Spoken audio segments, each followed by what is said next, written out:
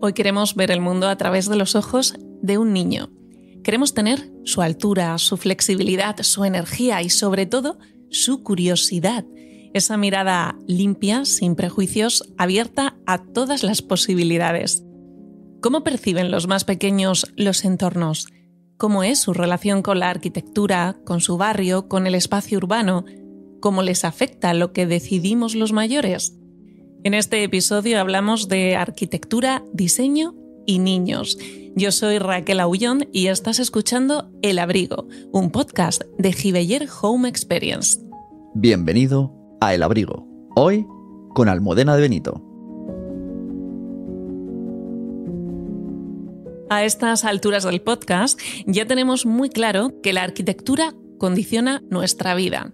Y también que sería ideal que los ciudadanos pudiésemos participar de forma mucho más activa en la planificación de los espacios que habitamos.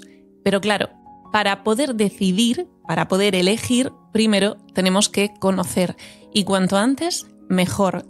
Que los niños aprendan a relacionarse con su entorno, que sean críticos, que puedan descubrir cómo la arquitectura y el diseño dan forma a su día a día, es uno de los grandes objetivos de Chiquitectos, un proyecto que nació hace ya más de una década de manos de la arquitecta Almudena de Benito. Almudena, bienvenida al Abrigo. Buenos días, muchas gracias.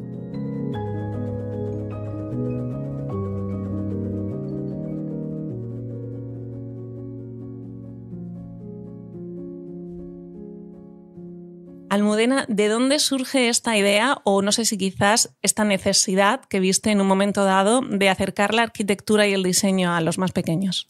Bueno, pues fue una necesidad doble, ¿no? Por un lado fue una necesidad personal de buscar trabajo, porque Chiquitectos nace justo después del estallido de la burbuja inmobiliaria. En 2009 nace mi hijo y bueno, yo me había quedado sin trabajo. Decidí tomarme un año de crianza y cuando voy a volver a retomar mi vida profesional me encuentro pues en plena crisis, ¿no? El horror que ya todas sabemos. Y entonces empiezo a pensar, ¿no? A hacer una reflexión personal de cómo hemos podido llegar hasta aquí, por qué la arquitectura está tan poco valorada, como tú decías, ¿no? Cuando es una cosa que condiciona nuestra vida y que es tan importante, ¿no? Y entonces, pues pienso que en ese momento también, obviamente sensibilizada por mi reciente maternidad, que la mejor manera de atajar este problema es desde la infancia, ¿no? Desde el colegio y que realmente desde que somos pequeñas y pequeños valoremos por qué nos gustan los espacios y por qué no nos gustan, ¿no? Y tener ese conocimiento, ¿no? Que va más allá de leer un plano, sino también desde el punto de vista sensorial y emocional. Entonces, claro, el panorama era desolador profesionalmente y dije, bueno, pues voy a ver qué pasa por aquí, ¿no? Me coincidió también con un programa de la Comunidad de Madrid de emprendedoras, Lidera Emprendedoras, que es un programa que ya no existe, es una pena porque era fantástico. Y entonces ahí presento el proyecto, me seleccionan y bueno, tengo una coach, una mentora, 4 sesiones, o sea, nada, pero que me ayuda a lanzar la idea y a montar un tallercito piloto en casa con los hijos de mis amigas. O sea, una cosa como súper doméstica y casera, las fotos para la web y ahí lo lanzo, ¿no? O sea, yo siempre cuento que Chiquitectos, yo nunca me había imaginado que iba a estar aquí y ahora hablando contigo, contándote esto, ¿no? Por ejemplo, y con todas las cosas que me han pasado, seleccionada en la Bienal de Venecia, o sea, nunca me había imaginado este camino en mi vida, pero las cosas llegan y de repente descubrí el camino de la docencia, que luego además también yo doy clase en la universidad, con lo cual, bueno, pues todo se junta y este mundo de la infancia. Entonces, bueno, pues me lanzo ahí, yo hago un email a todos mis contactos, de ahí salen varios blogs de arquitectura, llega mucha gente, empieza a tener mucho éxito. Es verdad que es una iniciativa que rompe un poco esta tendencia de tratar a los niños como, no sé, para mí los niños y las niñas son personas, entonces los trato como personas, no hablo en diminutivo, ni utilizo colorinchis, ni todo esto. Entonces era una imagen como de un diseño muy bonito, una cosa cuidada, que se salía un poco de la estética, digamos, infantil, ¿no? Y nace como eso, como un proyecto infantil. Poco a poco nos van llamando, ¿no? Me van, porque estaba sola, yo hacía todo, o sea, hacía el trabajo de marketing, de difusión, de búsqueda de clientes, los talleres, o sea, todo. Y la cosa empieza a crecer y empiezo a necesitar un equipo, nos empiezan a llamar de colegios y luego aparecen pues grandes clientes, ¿no? Como son pues Espacio Fundación Telefónica, Fundación Botín, donde ya empezamos a tener cierto nombre y la marca empieza a ser conocida, y ahora mismo pues yo creo que tengo la suerte que somos una referencia ya no solo en Madrid, sino diría a nivel nacional y bueno, mundial no lo sé, pero ahí estamos, estamos, ¿no?, en el camino. Ahí estamos, ¿no? Exactamente. Y estamos en el camino. Lo seréis. Ojalá. Sí, porque además me parece más que original y sobre todo muy interesante. Por un lado, esa posibilidad de educar para comprender mejor y para ver también con otros ojos la arquitectura, que a veces, ¿no?, a menudo pasa, creo que se ve como algo lejano, algo demasiado complicado. Y por otra parte, para escuchar las necesidades de los niños. A lo largo de todos estos años, trabajando con ellos, ¿habéis descubierto si lo que ellos quieren es muy diferente a lo que se les da habitualmente? Bueno, yo creo que tengo este recorrido de 11 años, 12 años, ¿no?, de trabajar con la gente pequeña, y por suerte las cosas han ido cambiando y a mejor. Yo creo que todavía queda mucho por hacer, pero yo tengo esta tendencia optimista, ¿no?, de pensar que salir un poco de la queja, ¿no?, de ¡ay, qué mal esto! Sí, hay muchas cosas que están mal, que son mejorables.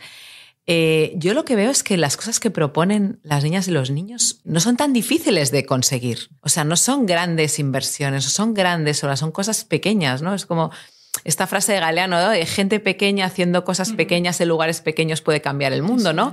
Para mí es un poco la filosofía de Chiquitectos, ¿no? Somos mucha gente pequeña haciendo cositas, poquito, es como una labor de acupuntura en el que tú vas haciendo cositas ahí, una cirugía mínima y vas cambiando cosas, ¿no?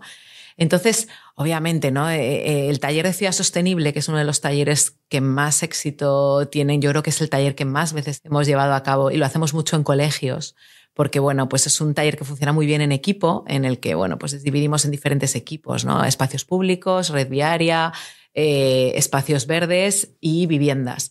Y ahí tienen que discutir muchas cosas. Y muchas cosas de las que piden, ¿no?, y desean los niños y las niñas para la ciudad no son tan difíciles, ¿no? Y están ahí como latentes, ¿no? O sea, no veo que haya tanta diferencia. Es una cuestión, ¿no?, de escucha, salto. Entonces. Totalmente. Y aparte, creo que las ideas de los niños y las niñas es que son súper buenas. O sea, siempre digo, pero qué buenas ideas, ¿no? Es que yo aprendo. A ver, a mí me encanta dedicarme a esto, claro, porque yo no paro de aprender. Y yo creo que la clave es seguir aprendiendo, ¿no? Y eso es lo que te da la motivación, ¿no?, y la emoción cada día. Entonces yo aprendo de mis estudiantes en la universidad, aprendo de los chiquititos, aprendo de la gente, aprendo de mi hijo, aprendo de la gente que me rodea, y es un continuo estar ahí, ¿no?, como aprendiendo, ¿no? Y creo que las ideas que tienen, hombre, pues a veces dicen, un carril bici aéreo. Bueno, pues sí, tal.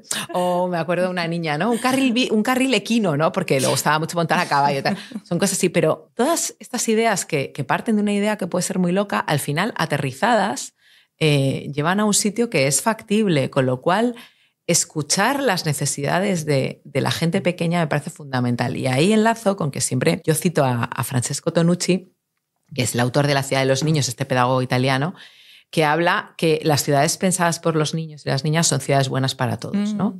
Y ahí enlazamos con el tema de la vejez, ¿no? O sea, me parece que vejez e infancia son dos momentos vitales que tienen mucho en común, ¿no? Uno, porque vas aprendiendo cosas, capacidades, ¿no? Aprendes a hablar, aprendes a comer, aprendes un montón de cosas. Y la vejez justamente es la pérdida de todas esas cosas, ¿no?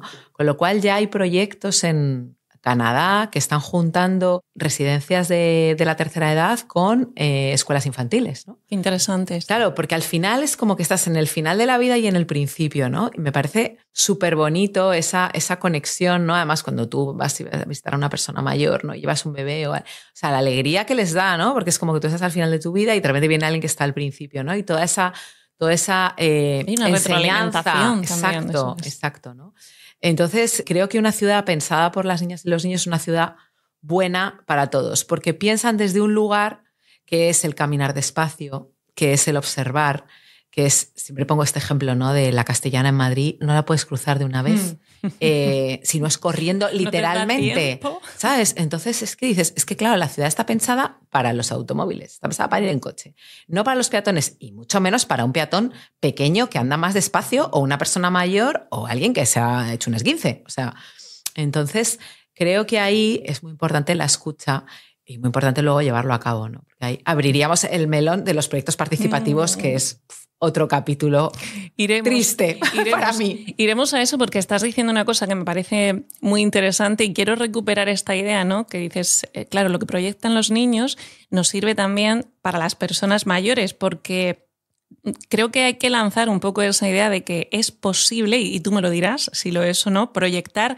todo, ciudades, viviendas, centros públicos que sirvan para todos. Adultos, niños, mayores, personas con necesidades especiales, se puede proyectar para todos. Sí, se puede y se debe, y es lo que debemos hacer. O sea, mira, yo recuerdo, estuve dando un curso, un máster de espacio y producto infantil en el IED en Madrid, y un ejercicio que les ponía a mis alumnas era hacer un recorrido cotidiano con una cámara de fotos a una altura de, no sé, 80, 90 centímetros, ¿no? De un niño o una niña pequeña, ¿no? Y ahí te dabas cuenta justamente de esto que estás diciendo, ¿no? Bueno, el metro, un horror. Un mostrador de un bar, un mostrador de una tienda, o sea, un mostrador de un bar, una barra de un bar, un mostrador de una tienda. O sea, es ver las cosas a una altura que una de mis alumnas me dice, es que claro, me he dado cuenta en mi casa que tengo unas vistas que te mueres, que mis hijas no ven esta vista, porque es una ventana alta, ¿no? Entonces yo creo que hacer este ejercicio y ser consciente de que no todo se puede diseñar para un adulto sano, normal, que no tenga ninguna necesidad especial, no se puede. Entonces cada vez lo ves más, ¿no? En aeropuertos. Me parece que fue en el aeropuerto de Praga que vi que había unos mostradores que estaban a altura de adulto y pequeño, ¿no? Y niño. Bueno, por supuesto, baños ya infantiles en los aeropuertos. O sea, todo este tipo de cosas. A ver, una casa es más complejo porque la infancia es una etapa limitada en la que hay una evolución. Con lo cual tú no vas a estar poniendo, como pones en una escuela infantil, un váter infantil pequeñito, porque tu hijo o tu hija va a crecer. Pero ya cada vez más, y esto además se ha hecho desde los años 70, ¿no? Hay unos sistemas modulares que pueden ir creciendo, ¿no? La silla trip-tap, o sea, hay un montón de cosas que ya van creciendo y que te pueden ir ayudando, ¿no? Y accesorios que te pueden ir ayudando a que esa casa sea accesible a una persona pequeña, ¿no? Y en el tema de la vejez, lo mismo también, ¿no? Luego tú te encuentras que tienes una necesidad de ir en silla de ruedas, que no cabes con la silla de ruedas por el pasillo. O sea, hay que prever esas cosas. Y yo creo que una casa pensada, adecuada para niñas y niños, es adecuada para la gente mayor también, ¿no? Eso es. Tenemos que decir también, volviendo a vuestros talleres, Almudena, que quizás pueda haber quien piense, nos esté escuchando y pueda pensar que la arquitectura es una disciplina muy compleja para los niños, demasiado técnica, pero es importante decir que hay metodología y que sobre todo hay juego, y vosotros a través de una forma muy divertida lo acercáis a los niños y a las familias. Totalmente, o sea, siempre que alguien, no sé, alguien dice, ay, chiquitito, ¿y qué haces? Tal, es arquitectura para niños. ¿Qué? ¿Pero cómo? ¿Pero cómo lo haces? Pero cuéntame, por favor, quiero saberlo todo, ¿no? De poco un amigo me decía, quiero saberlo todo. Y bueno, pues claro, al final nosotras que hemos hecho, hemos cogido como lo divertido de la arquitectura. O sea, a mí me encanta, me ha encantado siempre la obra, ¿sabes? O sea, me encanta la labor de arquitecta propiamente dicha, dura, no como arquitecta, ¿no?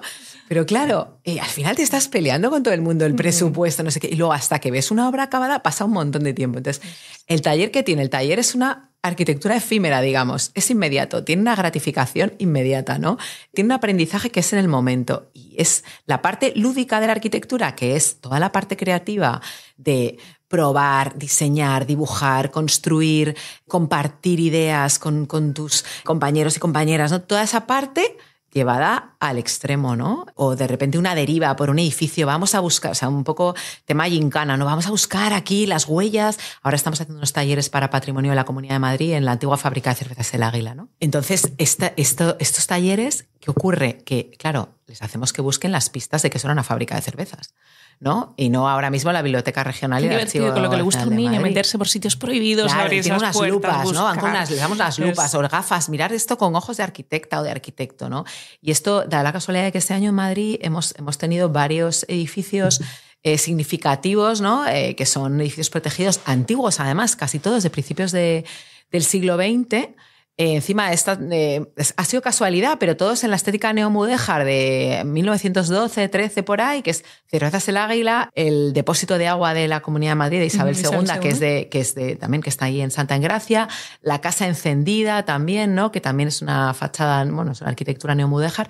Entonces, pues vamos a jugar con los aparejos de ladrillo en la Casa Encendida. Bueno, pues tenemos ahí un taller con Lego en el que les enseñamos, hay un componente técnico, como bien decías, ¿no? Vamos a ver los aparejos de ladrillo, soga, tizón, aparejo belga, no sé qué, bla, bla, bla. Vamos a probar y al final, experimentando, es como tú aprendes, ¿no? O sea, aprendes de la experiencia, ¿no? Y incluso talleres de estructuras, ¿no? O sea, hemos hablado de estructuras trianguladas con la cúpula de Fuller. Y claro, al final están haciendo con plastilina de palillos una cúpula, entonces de una manera experiencial y a través de la técnica, ¿no? Y de ver que al final tú tienes la prueba de que un triángulo no se deforma tanto como un cuadrado porque lo haces con plastilina, empujas por un vértice y el cuadrado se deforma y el triángulo no, y aprenden, ¿no? Entonces es una manera de llevar la arquitectura, este saber técnico y complejo, que obviamente lo tiene, de estructuras, de instalaciones, de un montón de cosas, ¿no? De luz, de materiales, de tal, a el momento presente del juego, ¿no? Al final, construir es una capacidad innata que tenemos desde pequeños. Estamos construyendo todo el rato y dibujando. Luego se va perdiendo, pero estamos construyendo todo el tiempo. Entonces, de ahí partimos, ¿no? Y tiene que ser, Almudena, súper curioso ver cuando estos niños salen de los talleres y después vayan a contarle a los otros, me he hecho una estructura con una cúpula y empezaron a utilizar esas palabras, ¿no? Totalmente. O sea, su vocabulario esto de arquitecto. Divertidísimo, ¿no? Porque, claro, luego salen del taller, es como esta estructura triangulada o el forjado no sé qué, o no, porque esto le han dado una pintura ignífuga, ¿no? Que es una palabra que cuesta mucho, pero que luego al final se la aprenden, ¿no? Y sí, recuerdo que en los talleres que hacíamos en Fundación Telefónica, claro, que los pilares roblonados, ¿no? Esto es otra palabra, ¿no? Los pilares roblonados, claro, ahí les explicamos lo que es el roblonado, que es antes de que existiera la soldadura, ponemos siempre el ejemplo de la Torre Eiffel, y esto nos pasa también en Canal, que también hay una estructura roblonada, ¿no? Entonces, claro, luego es un mico aquí de 6 años hablándome de roblonado. Es que esta estructura roblonada es muy divertido porque además, claro, ellos se quedan con todas estas palabras totalmente, ¿no? Y es conocimiento. Y luego a mí me gusta mucho, sobre todo los talleres familiares, que esto es curioso, ¿no? La evolución también de Chiquitectos a lo largo de los años. Nosotras empezamos mucho haciendo talleres solo infantiles y realmente eran infantiles, se llenaban y los adultos dejaban ahí a sus hijas y hijos, se iban a tomar una caña, tal. Recuerdo, talleres en Grey Elephant, que fue uno de los primeros sitios donde decía que era un espacio de ocio en la Latina en Madrid, que es una zona muy de aperitivo, salir, tal. Y ahora lo que más tenemos son talleres familiares. O sea, la gente quiere pasar tiempo con sus hijas, con sus hijos, quiere estar ahí un rato haciendo una actividad de 2 horas. Es muy bonito toda esa relación, ¿no? Desde otros sitios y otro lugar siempre insistimos muchísimo en que los niños y las niñas son los que mandan. Vosotros sois meros ayudantes ejecutores. Tenéis que dejaros hacer. Nada de mandar, ¿no? Nada de, no, vamos a hacer esta cosa, no sé qué. No. O sea, y cada vez, claro, también tenemos un público que está muy metido en este tipo de pedagogías, ¿no? Y con una mente abierta y entonces, bueno, pues entran en ese juego de dejar que esta personita que está comiendo contigo, a la que tú mandas todo el rato a hacer cosas, de repente ella decida por sí misma que quiere construir esto con un pilar en medio o con lo que sea, ¿no? Y me parece especialmente importante, ¿no? Este hecho, que sean familiares, que los padres puedan participar con ellos y no sé si después, porque imagino que no mantenéis el contacto, o al menos no con la mayoría después con estas familias. Sería muy interesante saber si después se produce algún tipo de cambio en ellos. Es decir, después cuando llegan a casa, ¿tiene repercusiones? Sí, a ver, bueno, a lo largo de los años yo he visto personas que han decidido estudiar arquitectura. O sea, de los niños que han venido a los talleres de muy pequeños, o arquitectura de interiores o arquitectura, o sea, 4 o 5, a ver, que sepa 4 o 5 casos, que sepa porque son hijas o hijos de amigos cercanos que he visto esa evolución, ¿no?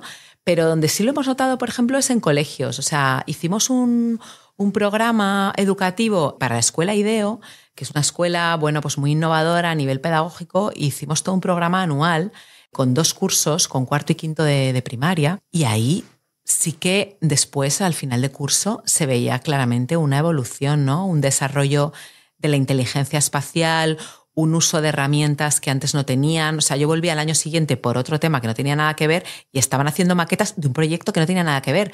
Y me dijo la jefa de estudios, es que desde Chiquitectos no paran de hacer maquetas.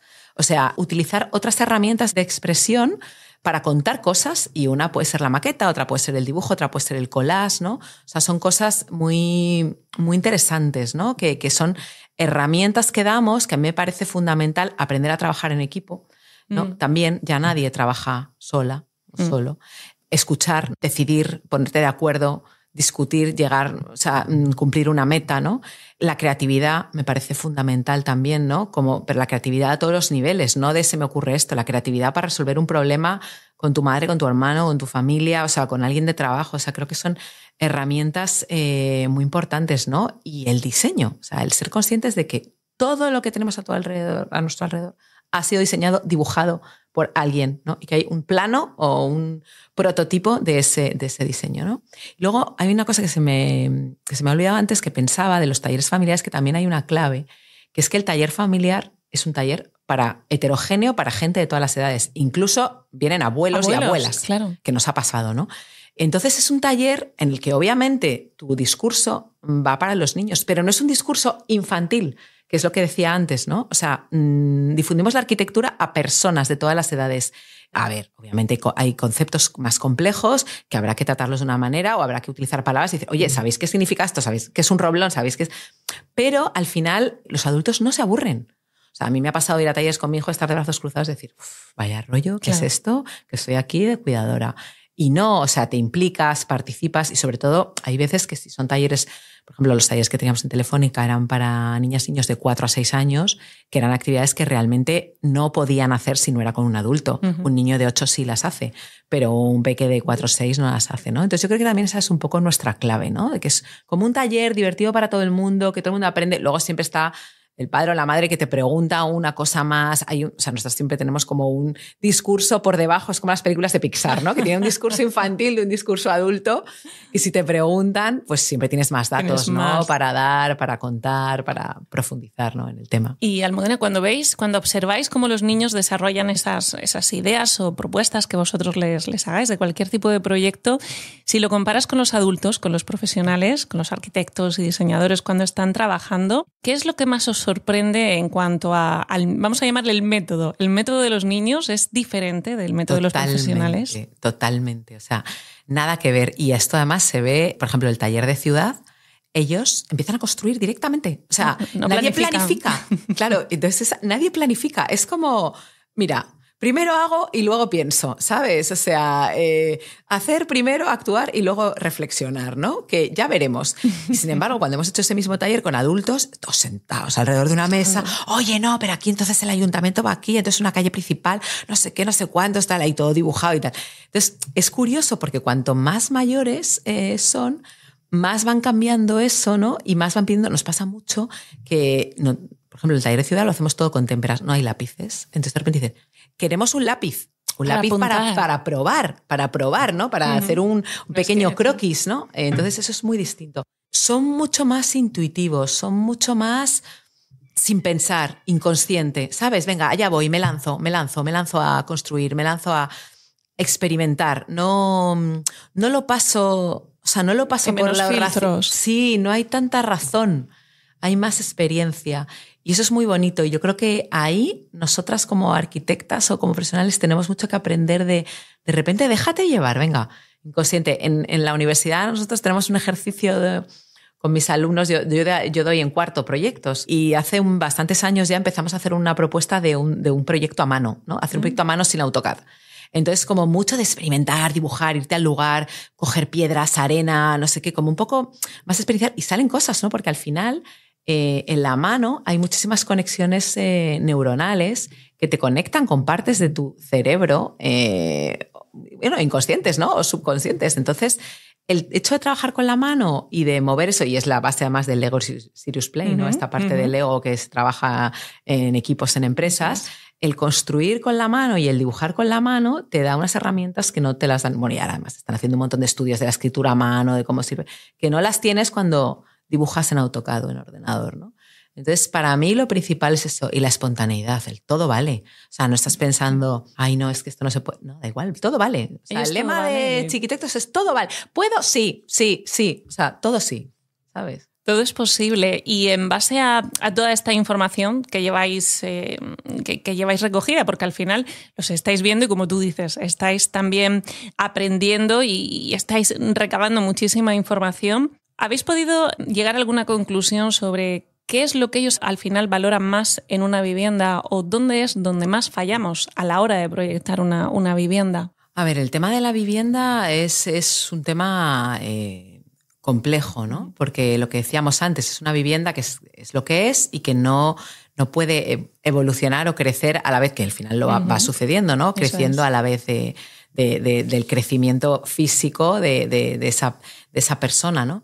Pero a nivel de vivienda, sobre todo, claro, yo vivo en Madrid y hacemos muchos talleres en Madrid y no tiene nada que ver, bueno, pues un entorno a lo mejor más rural en el que hay espacio exterior. Claro. A nivel de vivienda lo que más echa de menos, y eso fue clarísimo en el confinamiento, ¿no? Que realmente fue como un examen brutal de las carencias de la vivienda de la ciudad cuando de repente te ves en tu casa encerrado 24/7 y no tienes ventanas al exterior, no ves el cielo. Yo tenía una amiga que me decía, es que aplaude la gente y no la veo. O sea, da un patio que no veía nada y no ves el cielo y no tienes un balcón donde te dé el sol, ¿no? Entonces, creo que esa cosa tan básica es lo que más valora un niño o una niña, ¿no? De hecho, creo que hubo un estudio pospandemia infantil de justamente esto, ¿no? De que demostraba que los niños y las niñas que habían pasado la pandemia con un jardín o con un espacio exterior o en casas de más de 60 metros cuadrados, lo habían pasado mejor, claro, obviamente, que los que viven en un semisótano sin poder ver el sol, ¿no?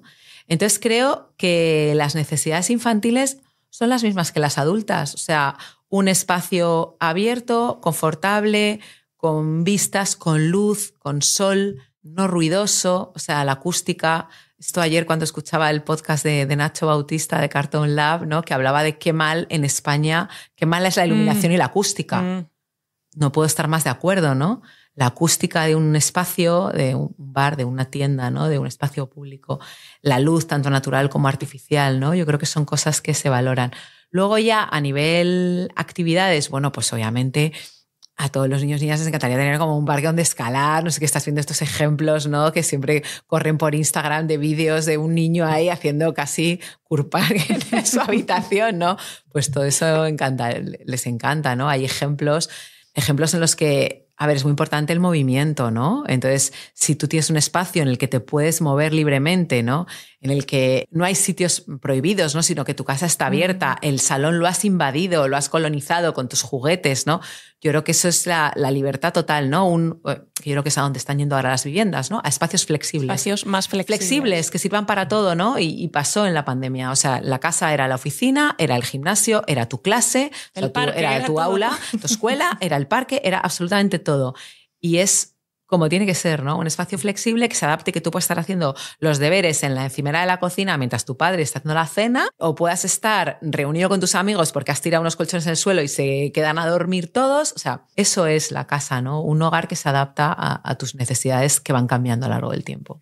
De hecho, históricamente, Almudena, creo que los niños tardaron bastante en tener un espacio propio, ¿no? Dentro de las casas. Bueno, ahí me has dado con mi investigación, que mi tesis doctoral que defendí en 2018 en la Politécnica en Madrid, se llama La infancia en casa, ¿no? La evolución del espacio infantil de la Edad Media hasta la actualidad, ¿no? Entonces, yo ahí hice una investigación, evidentemente en la Edad Media es que no existía la infancia porque a los 7 años les mandaban a trabajar. Eso es. O sea, la infancia como tal no existía. A los 7 años te consideraban un adulto porque te mandaban de aprendiz, bueno, a los niños, a las niñas en casa. A los niños les mandaban ya de aprendices a un taller, ¿no? Y el cuarto infantil como tal no aparece hasta el siglo XVIII en las clases burguesas, ¿no? Obviamente.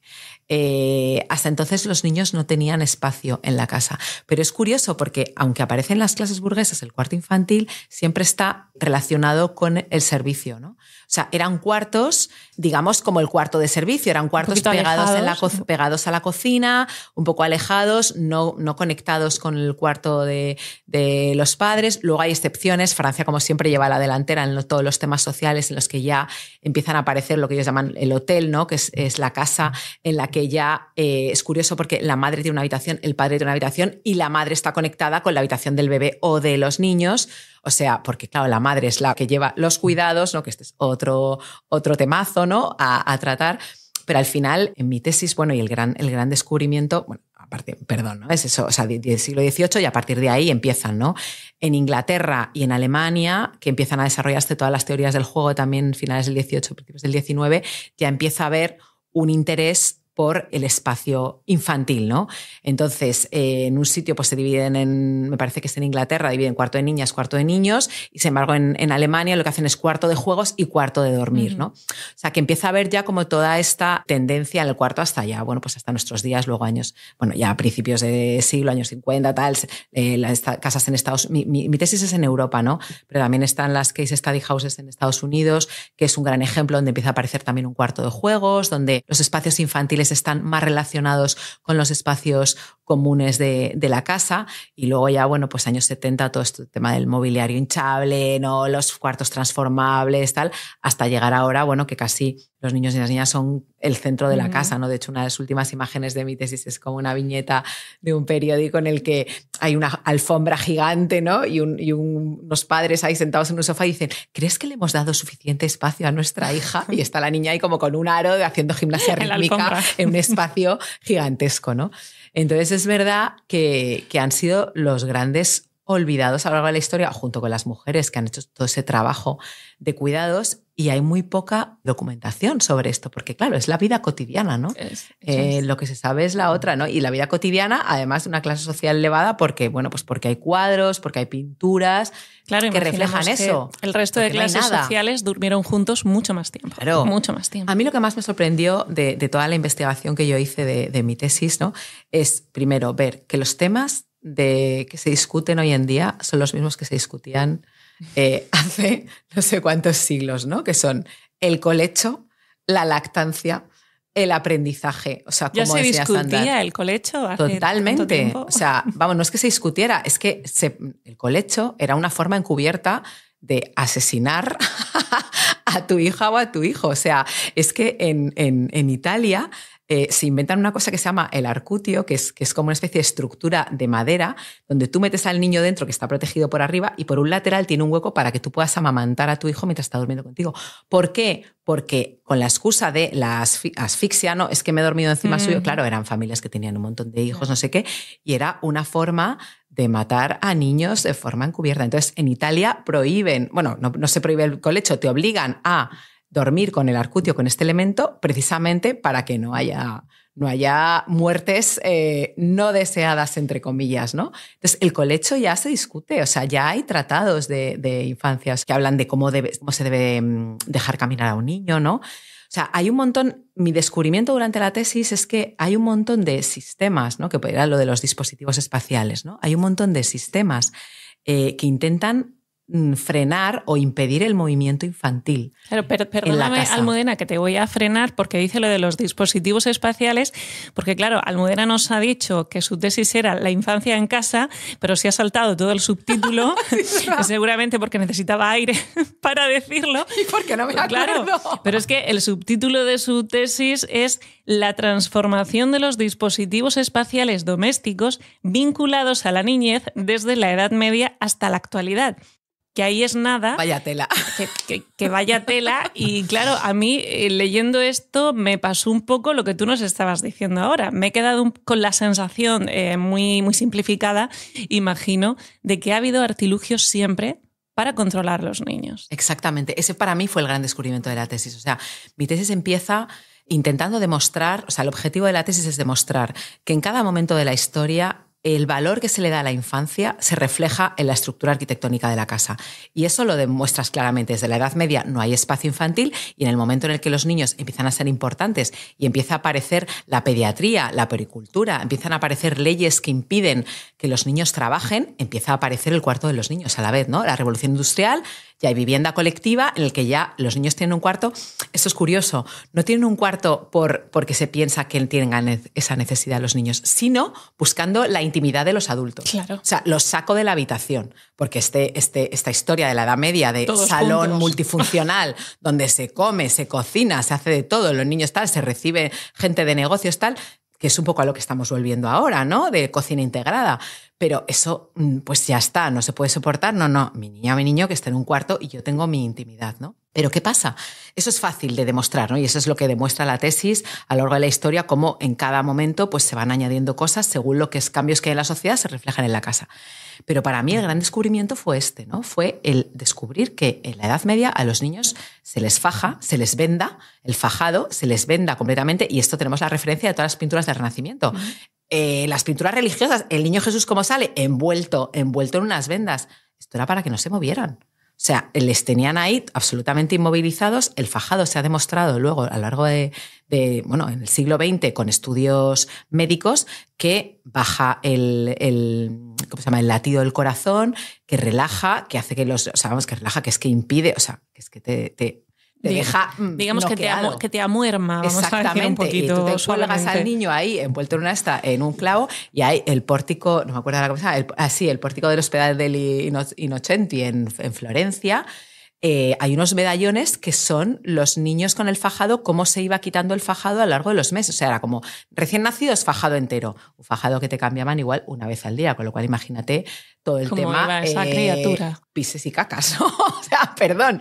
Pero luego a los X meses los brazos, luego tal. Y luego, por ejemplo, el gatear se veía como una cosa súper animal. Estaba prohibido gatear porque se conectaba. O sea, el niño era un ser demoníaco al que había que controlar y al que había que atar, porque si no se podía arañar, no sé qué, no sé cuántos, podía gatear, que era una cosa como relacionada con... O sea, unas cosas súper locas, ¿no? Ese es el fajado, pero es que después viene el andador, ¿no? O el taca-taca, ¿no? O sea, el andador, vale, que empieza como no te dejan gatear, pues algo te tienes que sujetar para empezar a andar, aunque tus piernas no puedan, ¿no? Ahora se ha demostrado que el gateo es súper bueno para los 2 hemisferios, tal, o sea, cuanto más gateen mejor, este rollo como un poco de libertad total. Entonces, ahí, venga, taca-taca, el andador, ¿qué significa? Bueno, pues que al final es una estructura cuadrada, octogonal, con 4 ruedas, que te protege, obviamente, de no acercarte al fuego, por ejemplo, pero que no te permite bajar escaleras o subir escaleras. O sea, te está limitando tu capacidad de acción. La trona, yo te siento ahí y de ahí no te mueves hasta que no has acabado de comer. Necesitas que te saque un adulto.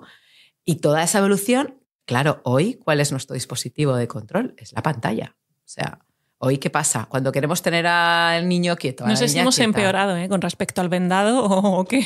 Porque... Claro, físicamente parece que no, pero mentalmente toma la pantallita y estate quieto, ¿no? Que es que a mí me parece atroz cuando vas por la calle y ves un niño de 1 año en un carrito con un iPad, que dices, vamos a ver, es que este niño lo que tenía que estar es sintiendo el aire, el sol, mirando, viendo que le lleguen todos esos inputs, ¿no? O sea, todos esos estímulos, ¿no? Que le lleguen, y no una pantalla. Y esto ya empieza a haber estudios que están demostrando cómo influye esto en el aprendizaje, ¿no? Y me quiero llevar esto que estás contándonos tan interesante, Almudena, a otro gran espacio en el que los niños pasan tanto o en ocasiones más tiempo que en las viviendas, que son los centros educativos. Y no sé, desde vuestra experiencia, te pregunto como arquitecta, como docente y también como experimentadora con estos chiquiarquitectos, ¿crees que este modelo actualmente que tenemos es el primordial? Aulas con mesas, sillas, niños sentados, en el mejor de los casos 6, 7 horas, en muchas ocasiones pocas ventanas, patios con pocas sombras, mucho cemento. ¿Estamos en el mejor modelo para los niños? No, y sobre todo en la escuela pública. O sea, yo veo que ahí, y siempre pongo este ejemplo, ¿no? Que es muy claro, cómo han evolucionado los espacios de trabajo y cómo han evolucionado los espacios educativos. Es que no hay color. O sea, el espacio de trabajo está en permanente evolución. Ya la gente se teletrabaja, se trabaja en equipo, son espacios de oficinas flexibles donde tú te puedes reunir en un sitio, estar en otro, necesitas este tipo de luz para esta actividad. Y el espacio educativo se ha quedado ahí anclado en el siglo XX, usando tecnologías del siglo XXI, y solamente, por desgracia, la enseñanza privada es la que está empezando a realmente innovar en arquitectura. Y esto sí que creo que ha habido un salto en los últimos 10 años a mucho mejor, en el que hay muchísimos colegios ahora preocupados por los espacios, ¿no? De hecho, a nosotras hace, fíjate, creo que fue 9 años, ya nos llamaron de un cole para pedirnos, porque querían tirar todos los muros, querían abrir las clases y tenían una reticencia muy grande por parte del profesorado, ¿no?, a esos cambios. Entonces nos llamaron como, oye, ¿nos podéis hacer un curso en el que convenzáis a los docentes de que es importante el espacio para enseñar y para aprender y cómo se van a sentir ellos mejor?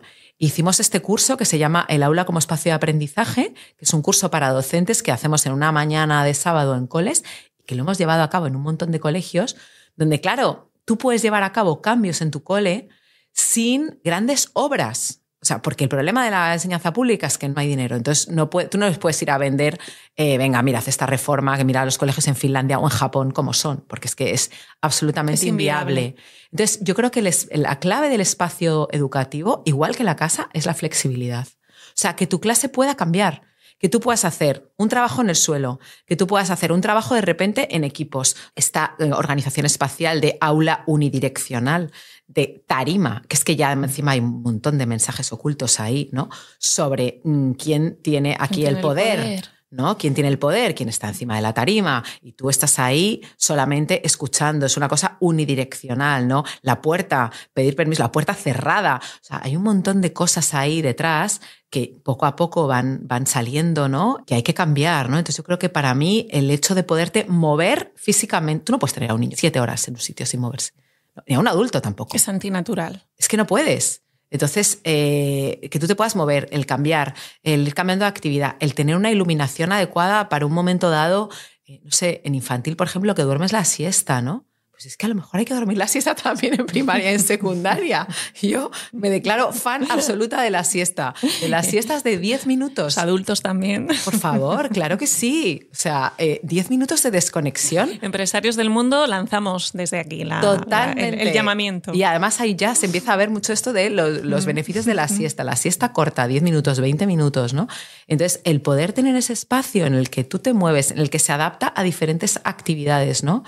Esto con respecto al aula. Respecto a los patios ya ni te cuento. O sea, ahí ya hay toda una corriente de propatios, por lo menos en Madrid y y yo creo que en otras ciudades, ¿no? En Barcelona también me consta, porque tengo amigos que están trabajando en ello, del dominio del fútbol. O sea, todos los problemas de cambios todos los proyectos de cambios de patio que conozco han empezado porque el patio es una cancha de fútbol que arrincona al resto de niñas o de la niños inmensa mayoría de los colegios que no juegan al fútbol.